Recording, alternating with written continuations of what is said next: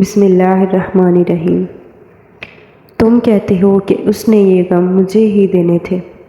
ہاں، کیونکہ یہ تمہارا اللہ سے تعلق مضبوط کرتے ہیں۔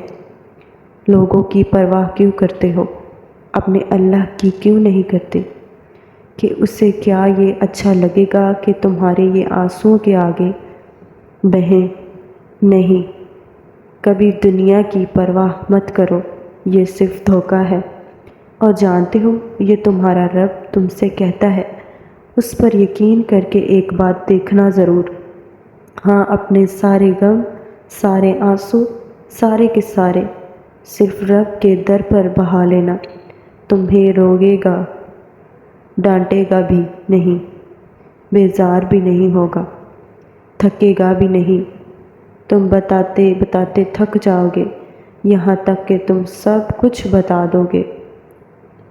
تمہارا مذاق بھی نہیں اڑائے گا تمہاری کسی بات کا، تمہیں اپنی بات ختم کرنے کا بھی نہیں کہے گا، بس خاموشی سے چپ چاپ سنتا رہے گا، اور کسی کو تمہاری باتیں بتائے گا بھی نہیں، بلکہ اپنے پاس سنبھال کر رکھ لے گا۔ اور جب سب کچھ بتا کر فارغ ہو جاؤ تو پھر تم دیکھنا وہ تمہیں کیسے اپنی پیاری میٹھی سی رحمت والی آغوش میں لے لے گا۔ اور جب بندہ اللہ تعالیٰ کو یاد کرتا ہے تو امتحان تو ہوتے ہیں کہ وہ کتنا ثابت قدم ہے۔ ثابت قدمی ایسی صلاحیت ہے کہ جسے بعد مشکلیں آسان ہو جاتی ہیں۔ وہ جان لیتا ہے کہ ہر مشکل ہمیں پہلے سے زیادہ مضبوط بنانے کے لیے ہے۔ مشکل کا انعام آسانی ہے، اور آسانی کے بعد ایک اور امتحان آتا ہے، اور اس طرح زندگی آگے بڑھتی ہے۔ مشکلات اور آسانیاں دراصل زندگی کی دو طرزیں ہیں۔ جب تک آدمی مشکل کو مشکل اور آسانی کو آسانی سمجھتا ہے، ان دونوں طرزوں میں رد و بدل ہوتا رہتا ہے۔ جو اصول ان دو طرزوں سے آزاد کرتا ہے وہ ہر شے کو من جانب اللہ سمجھ کر زندگی گزارتا ہے۔ جو لوگ ہر کام کا رخ اللہ کی طرف کر دیتے ہیں تو اللہ تعالیٰ ان کو بصیرت عطا فرماتے ہیں۔ ذہن کا فرما برداری سے نافرمانی کی طرف جانا ناشکری ہے۔ جس وقت ذہن نافرمانی کی طرف راغب ہو تو سمجھ جانا چاہے کہ یہ نافرمانی کا پیٹرن ہے۔ شکر کرنے سے آدمی صبر کرنا سیکھتا ہے، اور صبر ایثار و قربانی کے ساتھ یہ یقین ہے کہ اللہ تعالیٰ میرے ساتھ ہے۔ اللہ کسی کے ساتھ ہوئی زیادتی کو کبھی بھی رائیگاں نہیں جانے دیتا۔ بے شک وہ ذات بہترین انصاف والی ہے۔ نہ کسی کے آنسوؤں کو، نہ کسی کی آہوں کو اللہ کبھی ضائع نہیں کرتا۔ اللہ ظالم کی رسی کو ڈھیل ضرور دیتا ہے، پر اللہ کی لاٹھی بھی آواز ہے۔ لوگ اپنے جرم اور اپنے گناہوں کو دوسروں پر تھوپ کر خود کو تو تسلی دے دیتے ہیں، لیکن اللہ نہیں بھولتا کسی کا ٹوٹا دل۔ اللہ کبھی بھی ایسے نہیں چھوڑتا۔ بے شک اللہ رحیم ہے اور رحم کرنے والا ہے۔ دعاؤں سے فوراً معجزے نہیں ہو جاتے۔ دعائیں آہستہ آہستہ تمہارے لیے اسباب بناتی ہیں، اور پھر تمہیں اس مقام تک لے کر جاتی ہیں جہاں معجزے ہونے ہوتے ہیں، جہاں تمہارے یقین کے سامنے تمہارا نصیب بھی گھٹنے ٹیک دیتا ہے۔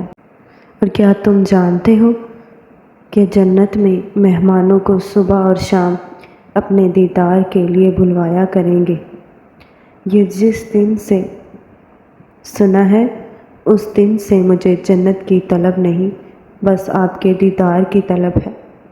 کتنے خوش نصیب ہوں گے جنہیں آپ صبح شام اپنی ملاقات کے لیے بلایا کریں گے۔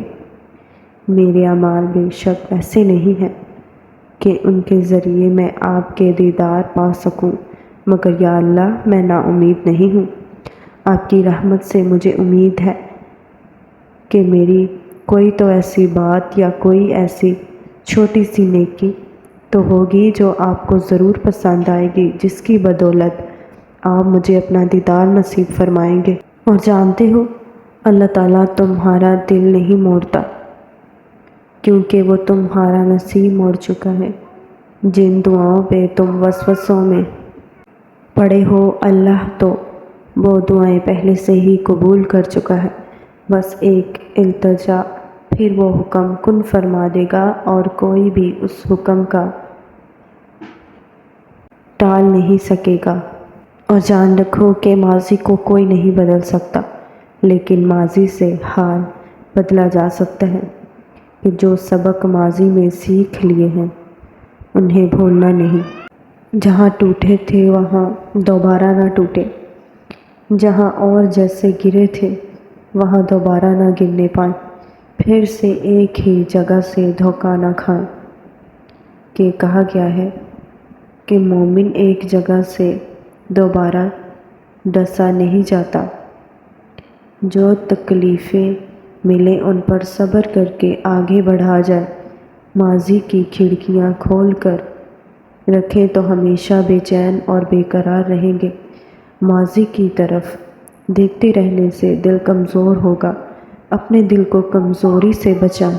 میں نے لوگوں کو دیکھا ہے کہ ان کے پاس کوئی قیمتی چیز پڑی ہو تو وہ اس کو خوب سنبھال کر رکھتے ہیں، حفاظت کرتے ہیں اس کی۔